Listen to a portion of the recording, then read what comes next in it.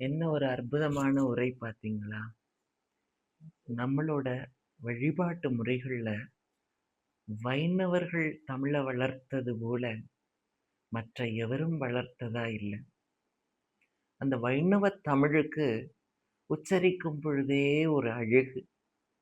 பெருமாளோட பாதத்த ஸ்பரிசிச்ச ஒரு இனிமை, மென்மை, ஒரு சுகந்தம் கிடைக்கும் வைணவத் தமிழ்ல. சுவாமிகள் சொன்ன மாதிரி எனக்கு பெரும் பாக்கியம் இந்த அடியாளுக்கு. சிறிய திருமடலுக்கு நாட்டியம் பண்ற மாதிரி எனக்கு ஒரு பெரிய வாய்ப்பு கிடைச்சது.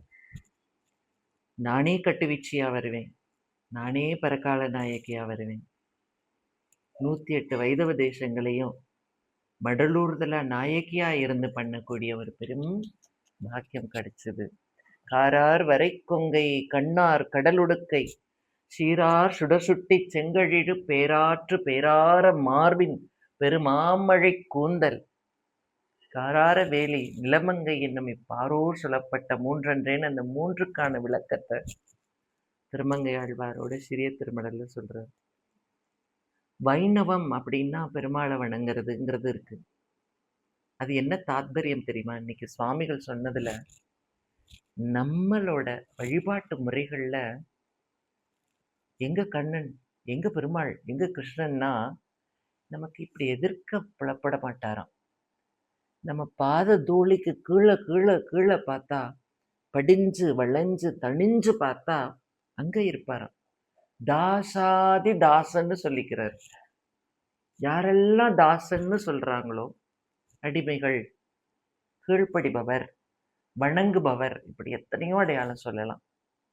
வைணவம்ங்கிறது பெருமாள் எங்கன்னா என் அடியாளோட பாத தூளிக்கு கீழே பாரு அங்க இருக்கேங்கிறார்.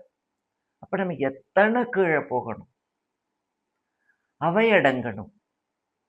அவையடங்குறப்ப என்ன ஆகும்? எதற்கு இந்த அற்புதம், எதற்கு இந்த காரணம், எதற்கு இந்த கதை? அடங்கி இரு, ஒடுங்கி இரு, பெருமானை நினைந்து இரு.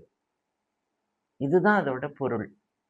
நான் அப்படிங்கிற ஒன்று இருக்கக்கூடாது. அந்த நான் அப்படிங்கிறத மறந்தோம்னா பெருமாள் பாதம் ஸ்பரிசமாகும். அந்த மாதிரியான ஒரு அற்புதங்களை தான் மாமா இன்னைக்கு நமக்கு எடுத்து சொன்னான். நிச்சயமா இது கூட பெருமாளோட ஒரு அற்புத அனுகிரகம் தான்.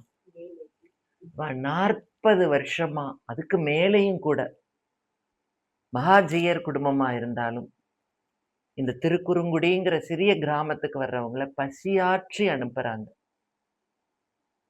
வாய் வாழ்த்தலைனாலும் வயிறு வாழ்த்தும். அதுவும் பெருமான் ருச்சிப்பிரியன், அலங்கார பிரியன். அப்ப அவனுக்கு பிடிச்சது என்னது? அவனோட அடியார்களோட விளையாடி சாப்பிட வைக்கிறது. இன்னைக்கு நம்ம எங்கெங்க அலைஞ்சு வந்தோம். எனக்கு வேலை பார்க்குறப்ப பெருமாளா தான் தெரியுது. உங்களுக்கு எல்லாருக்கும் இந்த அனுபவம் கிடைச்சிருக்கும். கைஷிக்கு பத்தி அடுத்து நான் சொல்றேன். அது இந்த கோவில்ல இன்னொன்னு விளையாடினாரு. ஒரு யக்ஷனுக்கும் பக்தனுக்குமான ஒரு வாதம். நீ பொறுக்கிறியா, நான் பொறுத்திருக்கிறேன், நீ காத்திருக்கிற, சத்தியம். ஒரு யக்ஷன் பொறுமையா கேட்கிறான் பக்தன்ட்ட, சரி சத்தியத்தை நிறைவேற்றுவியா? அப்புறம் சொல்றேன், மாமாட்டே கேட்போம்.